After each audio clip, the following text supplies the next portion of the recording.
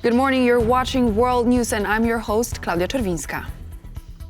And we start our show with more details from the American president. Overnight, Donald Trump claimed that it is impossible for the Ukrainian president to have high approval ratings and called Volodymyr Zelenskyy a dictator without elections.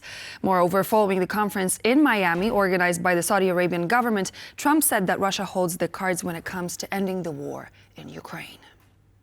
He refuses to have elections, is low in the real Ukrainian polls. I mean, how can you be high with every city is being demolished? It's hard to be high. Somebody said, oh, no, his polls are good. Give me a break. A dictator without elections. Zelenskyy better move fast or he's not going to have a country left. Got to move fast. He's very upset that he wasn't invited. He could have come if he wanted to, but that he wasn't invited to Saudi Arabia. But he's been working for 3 years. There's never been even meetings or phone calls to stop this war. I think the Russians want to see the war end. And I really do. But I think they have the cards a little bit because, you know, they've taken a lot of territory. So they have the cards. We are now going live to our correspondent Oz Katerji in Kyiv, following Donald Trump's comments on Ukrainian President Volodymyr Zelenskyy. Good morning, Oz. So how were Trump's words received in Ukraine? And is Zelenskyy actually perceived negatively, or did these words have the opposite effect?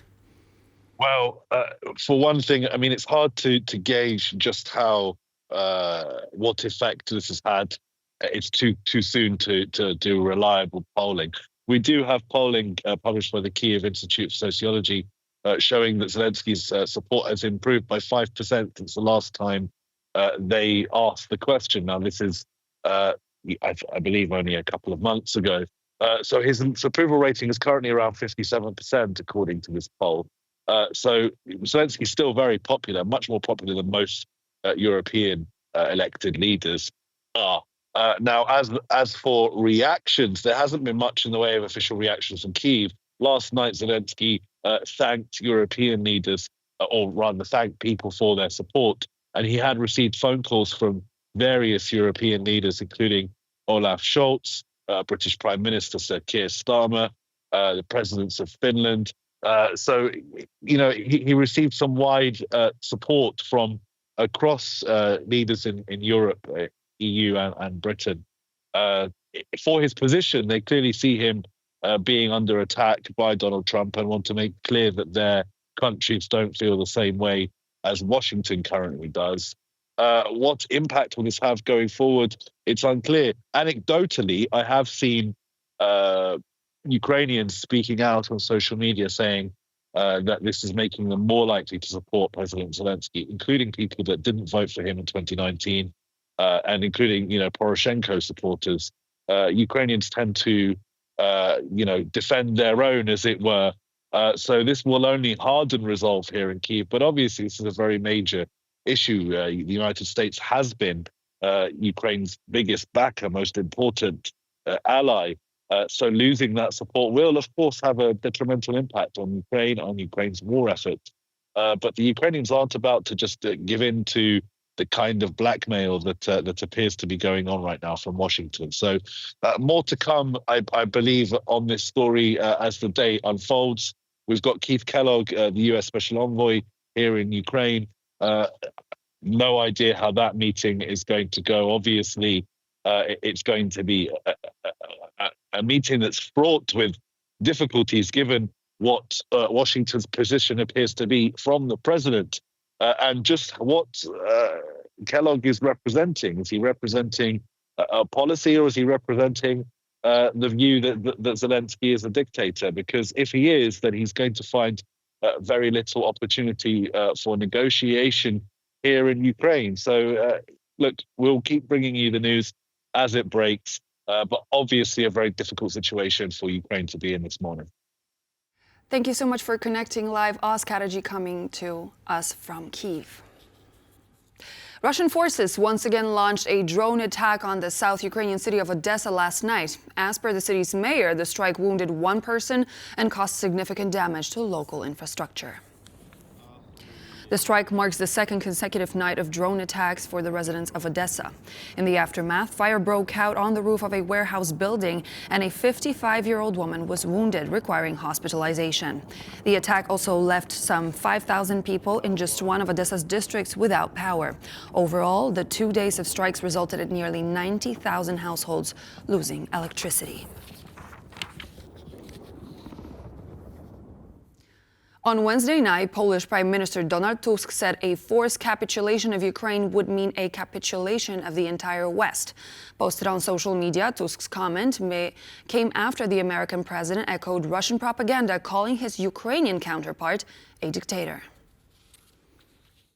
A forced capitulation of Ukraine would mean a capitulation of the whole community of the West, with all the consequences of this fact, and let no one pretend that they don't see this. Yesterday's meeting in Paris revolved around ending the war in Ukraine and the feud between Donald Trump and Volodymyr Zelenskyy. Asked about the negotiations in Saudi Arabia, the leaders of Romania, Sweden, the Czech Republic and Lithuania all said that peace cannot be achieved without the involvement of Ukraine itself. An equitable peace cannot be achieved without the participation of Ukraine and the European Union. We also agreed that unity and coordination between our countries is needed in the immediate future. Diversity in normal times in the European Union is a good thing. It has been a gain, but in a crisis situation such as the coronavirus or the one we have now, the need for coordination is obvious. Sweden is a country that has worked for peace for over 200 years and has a certain credibility when it comes to wanting peace. We will continue to do so. But there is no peace without freedom. No one wants peace more than Ukraine. Sweden is a country that contributes unique military capabilities to ourselves and to Europe. And we will continue to do so. Right now, we need to keep our cool, not to react to every single thing that is said in the international media or social media. We need to keep our cool and we need to calm down the heated situation and do more and talk less. Preparedness for different outcomes is what is needed right now. The conclusion of the meeting is that we all agree that in this new situation we need Europe to be stronger, to put more money into our own defense, to increase budgets, both at the level of national states and the European level, as far as our security and defense is concerned. And I think that it is also a good way of being taken seriously. If we are to be taken seriously, we have to be stronger economically, we have to be stronger militarily, and we have to do something about it. If I put it metaphorically, we need to put money and weapons on the table, and then the world will take us seriously. Europe has neglected this for a long time, but now it is time to change that. Certain signals from what happened in Riyadh were worrisome. Unfortunately, it shows that there is a lot of false understanding of what is happening in Ukraine, false premises, and it is after all a certain victory of the Russian propaganda. Russia tries to force through its narratives. First of all, I would like to note that it is not Ukraine that is at fault for this war, but Russia. US leadership is extremely important, but we all would like this leadership to be with a correct information background. Meanwhile, that the current discussions and consultations have started without Ukraine and without Europe has created a situation where we see an openly false information and, most importantly, openly false premises. Based on false premises, correct decisions are impossible. German Chancellor Olaf Scholz and the leader of the CDU, Friedrich Merz, took part in their final debate before the snap elections set to be held in Germany on Sunday. Surprisingly, the two frontrunners for the Chancellor's office shared some common ground on migration policy. We have to solve two major problems in this country in the next 4 years. That is migration and the economy. And if we don't solve these two problems, then you and we and all democratic parties in the political centre will not be facing the next change of government in the 2029 federal elections, as we will finally slide into right-wing populism. And I'm standing here to avoid exactly that. And that's why the answer is very clear. I will only sign a coalition agreement that includes includes a turnaround on migration and a turnaround on the economy. Perpetrators must be severely punished, and if they have committed such offences and do not have German citizenship, then they must certainly expect that we will return them to another country, return them to their country of origin, and that we will use all measures and pull out all the stops to make this possible. On Thursday, NATO Secretary General Mark Rutte is traveling to Slovakia. The visit comes amid changes in the Slovakian political landscape. On Wednesday, three parties of Slovakia's ruling coalition agreed to reshuffle the government in a move boosting the strength of Prime Minister Robert Fico's Populist Party. Since the end of 2024, Slovakia has been seeing anti-government protests primarily opposing Robert Fico's pro-Russian policies. While in the country, Rutte will meet with the President of Slovakia, Peter Pellegrini, and the Deputy Prime Minister and Minister of Defense, Robert Kaliňák. Rutte and Pellegrini will hold a joint press conference following their meeting. During the visit, the Secretary General will not meet with Slovakian Prime Minister Robert Fico. Rutte will also address the troops of NATO's forward land forces stationed in Lech. 32 Nobel Peace Laureates have signed an appeal urging President Trump and EU leaders to take stronger action to free political prisoners in Belarus. This comes after the recent release of 3 political prisoners by authorities in Minsk and Moscow.